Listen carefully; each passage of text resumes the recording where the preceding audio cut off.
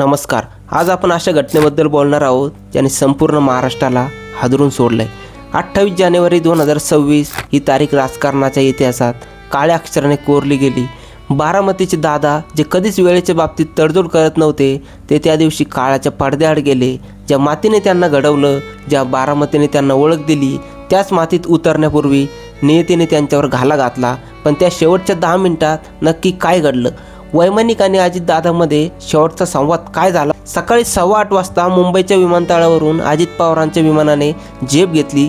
सोबत होते काही मोजके सहकारी आणि डोळ्यात होती बारामती जिल्हा परिषद निवडणुकीची रणनीती. विमान हवेत असताना सगळं काही सुरळीत होतं, पण जसं विमान बारामतीच्या वेशीवर आलं तसं निसर्गाने आपलं रूप बदललं. दाट धुक्यामुळे समोरचं काही दिसत नव्हतं.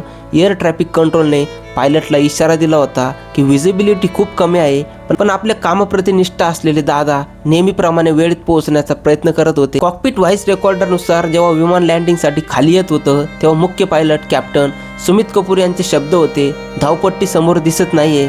त्यांनी एकदा प्रयत्न केला पण विमान धावपट्टीवर उतरू शकलं नाही. दादांनी विचारलं काय अडचण आहे, तेव्हा पायलटने उत्तर दिलं होतं, साहेब हवामान खराब आहे पण आम्ही आपल्याला सुरक्षित उतरवू. पण दुसऱ्या प्रयत्नामध्ये विमान पुन्हा वर घेत असताना तांत्रिक बिघाड झाला. शेवटचे काही सेकंदात विमानातील टेरेन वॉर्निंगचा अलार्म जोरजोरात वाजू लागला.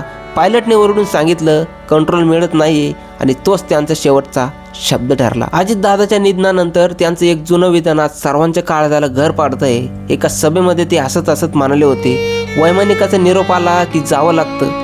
त्यांना तेव्हा सभेला जाण्याबद्दल बोलायचं होतं, पण कुणाला ठाऊक होतं की हाच निरोप त्यांच्या आयुष्याचा शेवटचा निरोप ठरेल. पायलटने दिलेला तो तांत्रिक निरोप आणि दादांची ती एक्झिट आज बारामतीचा प्रत्येक कोपरा रडतोय. ज्या हातांनी बारामतीला आधुनिक केलं ते हात आज कायमचे शांत झाले आहेत. अजित पवार हे केवळ एक नेते नव्हते, तर ते हजारो कार्यकर्त्यांचे आधारवड होते. नियतीने त्यांना आपल्यातून हिरावून घेतलं असलं तरी त्यांनी केलेला विकास आणि त्यांचा तो करारी आवाज बारामतीच्या कानाकानात घुमत राहील.